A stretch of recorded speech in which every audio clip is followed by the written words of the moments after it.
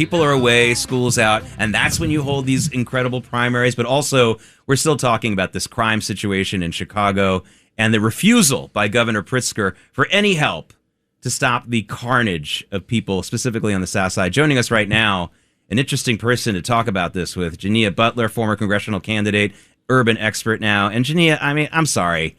The South Side of Chicago, my family's been there since 1840, okay? I'm a seventh-generation American. A Jew in Chicago? Yeah, Germans. Germans came in the 1840s. Really? Yeah, yes. Wow, we learn new stuff all day. And my great-great-grandfather was a big mobster, by the way. His name was Morris Eller. Also, and then became a politician, so maybe the same. You're all over the place. I'm all over the place. My God. But all kidding aside, the South Side has been written off for like 100 years almost, really, a really long time. And Jineea Butler, I'm sorry. If I were a mayor or a governor of a state where there was this kind of carnage, 40 people about shot and 9 or 10 of them passing away, I would take any help I could get. This has got to be the biggest slap in the face to people who live in these areas. It is, and it's a slap in the face to the African American community. The people on the South Side, because they want help, right? And it's not happening. And why is it not happening? Somebody doesn't care somewhere along the lines, because the mentality of the people, a lot of the kids are homeless. And, when you're in Chicago, you actually go across the train track. And then when you go across the train track, it's like horrendous. It's like scary. It's like dark. That's where the term comes from, wrong side of the track. Exactly. I went over there. I was like, oh, my God. That's right. And so, but... with Mayor Brandon Johnson, taking the helm, I think they just try to overlook it because we've already kind of been written off as a community. And I think that this is an underutilized community. And I think that we need to put this community back in the game and start focusing on what they can be instead of just watching them kill each other every weekend. Jineea Butler, I'll say another thing. No incentive. These gerrymandered by racial categories districts have led to a complete disenfranchisement of most black voters in this country, potential voters. And that is why I've been saying it. I've been saying on this station for a couple of weeks now, the Supreme Court decision knocking down race as a reason to gerrymander a district, I think could be the most liberating thing for black people in this country since the Civil Rights Act of 1964, because suddenly black people will no longer be a foregone conclusion. You have all these people dying in your district. I guarantee you that congressman or woman knows they're going to get reelected, live or dying. They're people living or dying. Suddenly, black people are going to become swing voters in a lot of states in this country, hopefully in Chicago too. And we would actually love that. But right now, like you're saying, what's happening is that people are trying to keep jobs, right? So they are just looking to, be, the congressman in that black seat, right? You got mad at Trump for saying black jobs, but then as soon as you took away a black seat, right? It was something totally different in the whole conversation. But yes, there needs to be an urban reset across the board, and we need to look at and be able to be open to something it's just not working. The Congressional Black Caucus, when it started, I think that it started for the right reasons and the right things, but now the people are being manipulated across the board. The black vote is being manipulated, and they're not even teaching the community what they should be doing, how to organize, how to do anything. So, yeah, I think that it's okay. Now, in the black community, the Democratic Party has changed since Barack Obama, and I don't understand why. Number one, before Barack Obama, Bill Clinton was president, the Democratic president, and 70%, 80% of the Democrats loved America. Now, post Barack Obama, post Joe Biden, 29%, was it 29%, Jake? Yeah. Of the Democrats love America. What the heck is going on here? Listen, I'm not a Democrat, but I can say that, there's definitely a change. And then again, even with Barack, nobody knew that so many people were going to jump out, right, and go to vote, right? And it was the largest number of people to go to vote. And so that shows you that the people are paying attention. right? And I always say that the fact that the people are disconnected from the voter base is they're somewhat smart. They're saying, you're not engaging me, you're not doing anything, I'm not going to vote, right? And so, but the Democrats have used that now to their advantage. They're not going to get up. Just as long as they don't go vote for a Republican, we're okay, and we'll keep our jobs. And the few people that do go out and vote, the few people that do support us, we'll keep our jobs, we'll stay in power. And it's more about fighting, a black and white fight than it is changing these communities. And we just need a total urban reset across the board. And the other thing is we're trying to push, especially federal elections. And you ran for Congress in the federal election.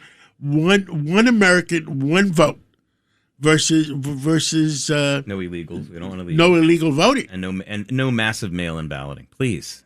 It's not a secret ballot. How do we know that people? Again, it's a long story. Well, and that's because they're starting to realize that the black community may change the party, right? So if the black community wakes up, which we're doing, they're starting to vote Republican.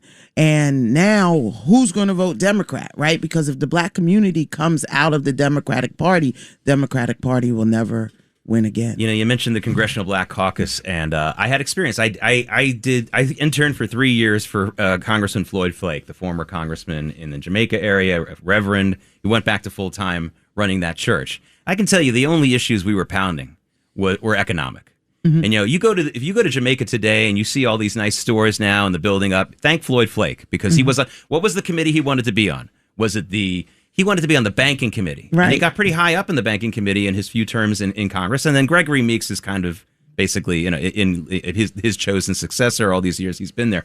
But you got to thank Floyd Flake for that. It was all about economic opportunity, not arguing about some of this other stuff that just didn't have anything to do with anything. You go to this election now here in Harlem, and you have one candidate, Darlisa Chevalier, all she is talking about Israel and how she hates Israel. What does that have to do with the fact that people want jobs, people want better transportation, and people want the end of shootings in their neighborhoods? Well, Nothing. see, what's really happening is the people really don't know how to engage this population. They see that this is a population that may be manipulated, right? And so, like, I worked on Rikers Island, homeless services, youth services, and understand that this population will do the right things. But now when you have a whole bunch of people who don't know how to engage the population, who don't know what the population wants, and don't even care, at the end of the day, they again want the job. They just want to be in, they want to now come in with this socialist mentality and say, oh yeah, this community will take it. We'll tell them that we're going to give them free stuff and they'll go along with it. Jake, Ms. Butler, by the way, thank you for joining us today. Live in studio, by the way. Yes. We should make that clear. It's very important to note that you have over 800,000 Hispanics in Chicago versus less than 800,000 blacks in Chicago. So the war on crime isn't just blacks, okay? It is Hispanics as well. A lot of the immigrants have, after 2016, flooded into Chicago. So we need to understand that the violence is only going to stop when our government, incarcerates anyone that gets caught with an illegal gun. If you have a mandatory sentence of 5 years for anyone getting caught with an illegal gun, you will see that crime will drop dramatically, right? Because all you need to do is get caught with an illegal gun. It doesn't mean that you use the gun, but if you're carrying it, it means that you want to use the gun and you're going to intend to use the gun. And we've done it before. Yeah, but successfully. We got rid of it. Two presidents back to back, Clinton and Bush, did something very smart. George W. Bush. Instead of going after the physical guns, they focused on the people who are most likely to have an illegal gun. In fact, George W. Bush increased that budget, and there were a bunch of new assistant U.S. attorneys who were hired. A friend of mine was one of them, who specifically just went after, instead of saying, let's go after the physical gun, which is ridiculous, let's go after the people who are most likely to be criminals using an illegal gun. And it worked. It worked, Fernando. So you're exactly right. Jake, listen, in the state of New York, there was one governor that stood up to crime and criminals, and that was George Pataki. Okay, he signed into law that if you get caught with an illegal gun in New York, 3-year mandatory sentence. And guess what? Between him and Giuliani, they brought shootings and crime and gun-toting criminals. They brought it down to a record low. Now it's way up again. You know, we hear that crime is down in New York, but, you know, when you hear 4 kids getting shot in Harlem, another 5 getting shot in the Bronx, and this happens daily. Yep. You know, where is crime? Crime is still there. The use of illegal guns is still there. So in Chicago, you know, the governor there and the mayor there need to allow our president to bring in the National Guard in order to reduce crime. That's the bottom line. Well, listen, maybe hire a few extra policemen. The National Guard should not be used unless it's really, really emergency. But normal course of business, I think you bring in state troopers or you bring in, law enforcement. Yeah, but when the president wants to get involved, is because it's critical. You know, Trump doesn't want to send guards everywhere. They cleaned up. Trump cleaned up. What was it? Washington D.C. Or New Orleans. They cleaned up New Orleans. Yes. They cleaned up. What was the Tennessee town? Memphis. Yes. So if he cleaned it up there, he can clean up Chicago as well. But you know what it is. You know what it is. It's the minorities that are hurting. The Democrats saying, we're representing the minorities. They're not. But that's a lot of crap. It is. And we're the ones paying the price. How many black kids have died in Chicago the last 3 years? I mean, and everybody's just crying about it. Yeah. And you're the people right. themselves are crying about it. I'm crying about it, because I'm the chairman of the Police Athletic League, and I worry about those kids in our inner cities. I mean, I really have a heart for them. When I ran for mayor in 2013, I remember there was a black preacher, and I saw him the other day when we did 100 Black Men. Me, Governor Patterson, and David Demetrius Carolina. Dominic Carter did it, and we did the 100 Black Men thing, and that preacher was there. From Staten Island. Demetrius Carolina. The minister from South Staten Island. Yes, that's his name, Carolina. Carolina, really? Yeah, he was a nice man. Nice man. And I remember somebody asking me a question because I'm in Staten Island. You're a Republican liberal? Yeah, I said, I worry about the kids in the inner city. What's your problem? Yeah, it's called being a human being. It's being a human being. Yeah, Jineea Butler, former congressional candidate here in New York and urban expert. I'm going to give you a couple of statistics and talk about how mixed up we are in this country. And we have an additional visitor. Yes, and Judge Weinberg is here as well in the studio to help us with our law and order heavy hitters. But Jineea, black people are 12 times more likely to be a victim of a crime. They're also 5 times more likely to be arrested for a crime. But the Democratic Party and the politicians on the left only want to talk about that second statistic. What kind of maniac cares more about the arrest rates than the victimhood rates of their own people? That, to me, is where things start to get really mixed up. And I think this is a great time for the Republican Party to do a nice outreach, projects on this because, the people want to pull themselves up by their bootstraps, but then you have, the Democratic Party standing over top of them. You better not. Those people are racist over there. You better not go over there. They want something. They want you to work. They want you to live your life. They want you to be more than you are. And so you have that over our heads. And it's really hard to get out. It's really hard to move in that way, and they've abused us. Yeah. Judge Weinberg, starting with Mayor Wagner in this city back in the 50s, the Democrats started this incredibly stupid policy of thinking that going soft on crime would help minorities. But again, it's the opposite. It's really hurt minorities because they are much more likely the victims of everything from the broken windows to a murder. When you got into the legal system and to the criminal justice system, was that still the philosophy? Oh, we'll help the minorities by pulling the cops off the subways, which of course didn't do that. Well, when I got to City Hall, when I was the general counsel to the city council, we had a crisis, and Mayor Dinkins was the mayor, and the headlines on the tablets were "Dave, do something." People were being killed by drive-bys. Guns were prevalent in the street.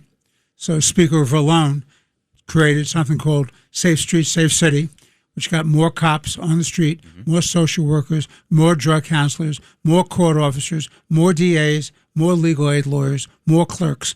So we put that all together to give Giuliani the army. And he didn't defund the police, Judge? I mean, isn't that what? I mean, I'm just kidding, but I mean that now from the left we hear defund the police. It's ridiculous. Like that's an answer to our problems. The answer, if you want, that's the answer to break down civilization and have total chaos. You absolutely, positively have to have police. So who's doing this, Judge? I mean, who in the Democratic Party is doing this? Well, listen, you have the radical fringe that pushes it. All the so-called bail reforms, which are total consumer fraud, were gone along with by Speaker Hastie and Stuart Cousins, the majority leader of the Senate.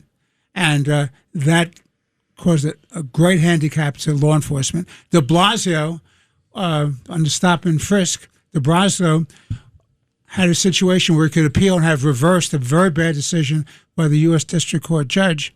He didn't do it. He yanked that out. So you have a combination of a culture that says politically, everybody's being arrested because they're minorities rather than focusing on what you focus on, which is the cops. Cops protect everyone, and especially in minority communities, because that's where the violence is. So when you talk about arrest records, understand where the crime is. They are the biggest victims of all, of the gangs, of the cartels, of the drug dealers, of the guns on the street. It's a stupid mentality. It's self-destructive. It leads to chaos. Jineea Butler, I want to give you the last couple of minutes we have here, and just by starting by asking a question, would the people in these communities welcome more cops? And in the case of places like the south side of Chicago, would they welcome the National Guard? I'm not talking about the community organizers. I mean the actual mothers and fathers in these areas. I don't want to say they wouldn't welcome the cops, right? What they're welcome is the opportunity, right? The opportunity to be a part of America, the opportunity to be a part of the American dream, to where as though that they feel like in their communities that they're surviving, right? So they feel like, they got to go out, like in New York when the summer starts, a lot of shootings happen, and these are the younger kids. So yes, the older people, and now even the former gang members are saying, this is not the right way. And I think that it's not so much the police as it is the opportunity to say, this is the way. This is the pathway. Let me take your hand. I've had people that have done 20 years in jail for murder now, working for BRC, Bowery Residence Committee, as case managers, as, real people, by just showing them the way, right? The way that they're being shown right now, and they're being hovered over and not, allowed to see the bigger picture. It's all cops, it's all cops, it's all cops. But I think that if we show them the opportunity, and I just want to express that this is the Republican opportunity for outreach and to utilize this community so we can be strong as America. Thanks for listening to Sid and Friends in the Morning. You can hear Sid and Friends in the Morning weekday mornings at 6. If you like the podcast, share it with your friends and listen anytime at WABCRadio.com and download the WABC Radio app. Hit that subscribe button on all major podcast platforms. Plus, follow WABC on social on Instagram, TikTok, Facebook, and X. See you next time for a new episode so you never have to wonder. What the heck is going on here?